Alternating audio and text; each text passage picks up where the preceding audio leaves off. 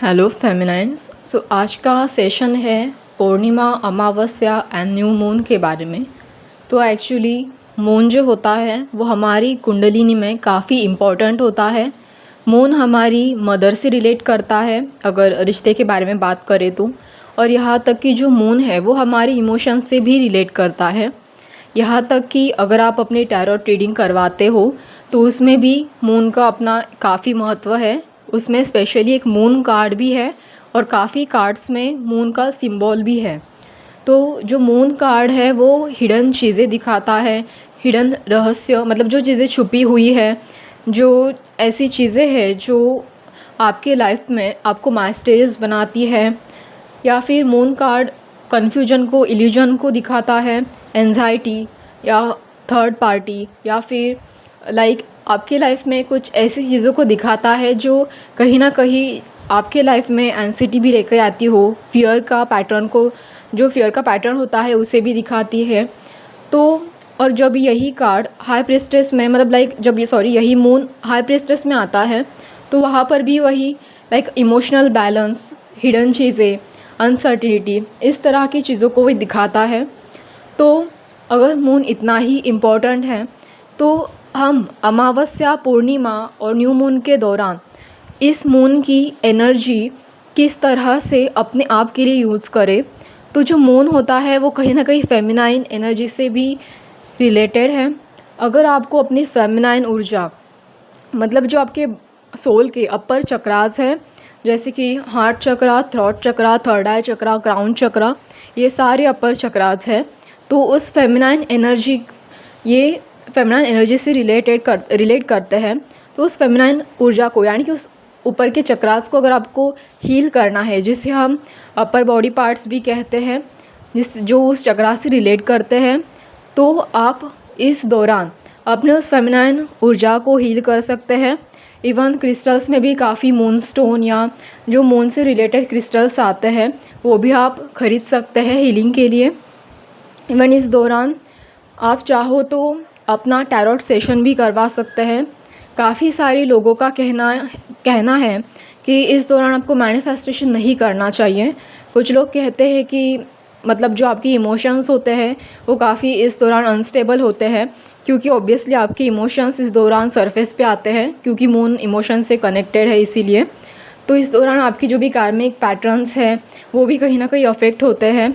अगर आप हीलिंग पे हैं, मतलब हीलिंग कर रहे हैं, खुद की ट्रांसफॉर्मेशन पीरियड में हैं, तो ये अच्छी बात है। कहीं ना कहीं इस दौरान आपके पैटर्न ब्रेक डाउन होते हैं। या फिर कुछ लोग ऐसे होते हैं, मतलब जो हीलिंग में है, हीलिंग प्रोसेस कर रहे हैं, मतलब जिनकी हीलिंग जस्ट स्टार्ट हुई है, अभी तक पूरी नहीं हुई है, तो उनकी जो नेगेटिव एनर्जी जो बहुत पहले से दबी हुई थी वो इस दौरान ऊपर आ जाती है।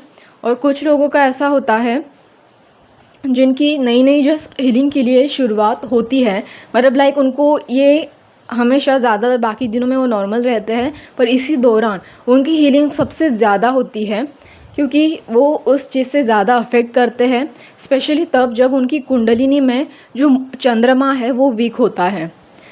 इसीलिए तो यहाँ पर जो पूर्णिमा है, तो जब आप पूर्णिमा का मतलब यूज़ कैसे करेंगे यहाँ पर, तो जब आपको ऐसा लगता है कि आपके लाइफ में कुछ इनकम्प्लीट रहा है और वो आपको कहीं ना कहीं कंप्लीट करना चाहिए, चाहे वो कुछ भी चीज़ हो, चाहे वो आपका करियर, चाहे वो आपका रिलेशनशिप, या आपको कोई डिज़ायर, गोल या थॉट्स रहा हो, तो आप ऑब्वियसली पूर्णिमा के दौरान अपनी उस चीज़ को कंप्लीट करने के लिए मैनिफेस्टेशन कर सकती है।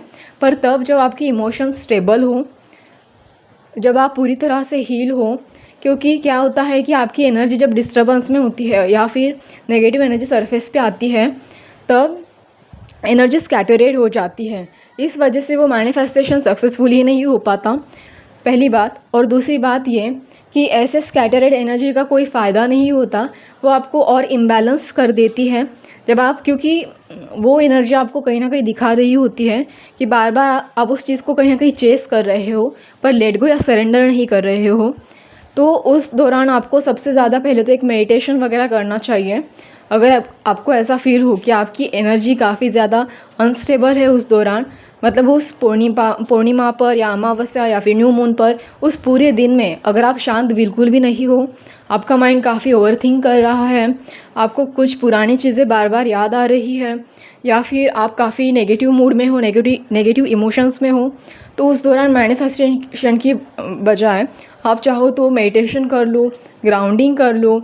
उस दौरान आप कुछ मून से रिलेटेड रिचुअल्स होते हैं वो कर लो, इवन आप टैरोट रीडिंग भी करवा लो, पर पहले मेडिटेशन करने के बाद रीडिंग करवाओ। क्योंकि क्या है ना कि टैरो में आपकी एनर्जी निकल के आती है, तो इसके लिए आपको थोड़ा अपनी एनर्जी का भी ध्यान रखना है कि आप अपने आप को पूरे स्टेबल रख कर ही अपनी रीडिंग करवाओ। थोड़ा सा उसके लिए आप थोड़ा सा स्टेबल रहिए, अपने इमोशंस को शांत कीजिए, और हो सके तो उससे पहले आप मेडिटेशन करवा के ही अपनी बाद में टैरोट रीडिंग कीजिए।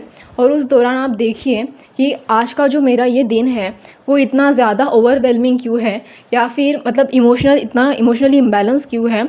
तब आपके टैरोट रीडिंग में आपके जो भी ब्लॉकेजेस हैं वो निकल के आते हैं। तो इससे आपका माइंड क्लियर हो जाएगा कि आज के दिन में आपको मेडिटेशन करके इंटेंशन सेट करके, उस मेडिटेशन के दौरान इंटेंशन भी सेट करने हैं आपको कि जो भी ब्लॉकेजेस उस रीडिंग में निकल के आए हैं तो उस ब्लॉकेजेस को मुझे आज के दिन हील करना है। बिकॉज अभी वो जो पैटर्न है वो काफ़ी सालों से चलता आ रहा है, या हो सकता है काफ़ी बार रिपीट हुआ हो, तो पूर्णिमा के दिन वो पैटर्न कट हो जाता है पूरी तरह से। वो मतलब आप एक चीज़ को कंप्लीट कर देते हैं, उसे रिमूव कर देते हैं।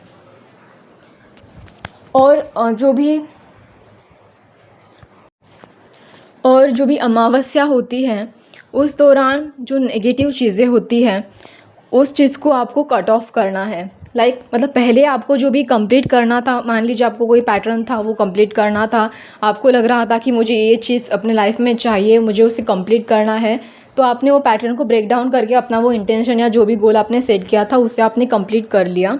बट अमावस्या के दौरान आपको जो भी नेगेटिव एनर्जी है वो क्लींस करनी है। मतलब आपको देखिए, पहले तो आपने पैटर्न कंप्लीट करने के लिए पूर्णिमा के दिन जो भी रिचुअल्स वगैरह के दैट इज़ गुड, बट यहाँ पर अमावस्या में चंद्रमा मतलब आसमान में बिल्कुल भी दिखता नहीं है, बहुत गहरा काला स्काई होता है, राइट? ऐसे ही हम इमेजिन करते हैं। तो इस दौरान आपको सिंपली सबसे पहले तो आपको जो नेगेटिव एनर्जी है रात में आपको सॉल्ट से बात करना होता है, उससे आपको अच्छा सा एक आराम मिलता है। और इससे और एक चीज़ करनी है, उसमें आपको इंटेंशन भी डालनी है पानी में।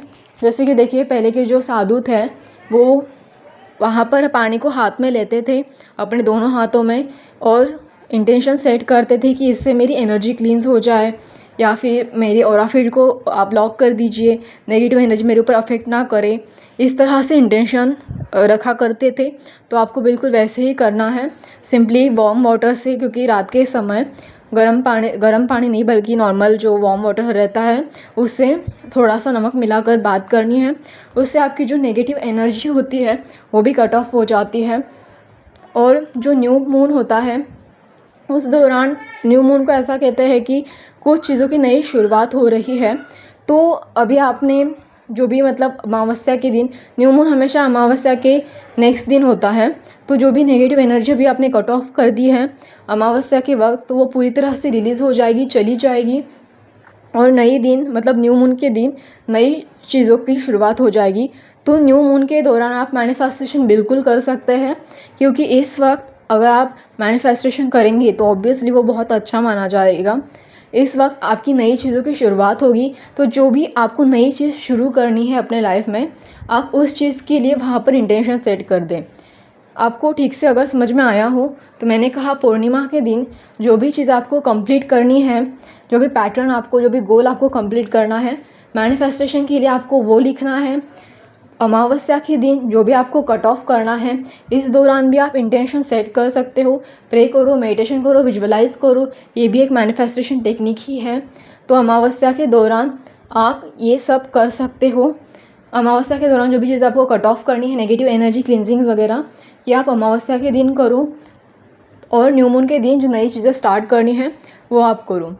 अभी कुछ लोगों का ये मानना है कि एनर्जी काफ़ी डिस्टर्बेंस होती है, तो ऑब्वियसली उस वक्त मैनिफेस्टेशन नहीं करना है, इसे आप याद रखें। पर अगर आप पॉसिबल हो तो अपनी एनर्जी बैलेंस करो, और बैलेंस करने के बाद ही मैनिफेस्टेशन स्टार्ट कर सकते हो आप, कोई प्रॉब्लम नहीं है। पर ध्यान रखना है कि उससे पहले एनर्जी स्टेबल होनी चाहिए। आई होप आज का सेशन आपको अच्छा लगे। धन्यवाद।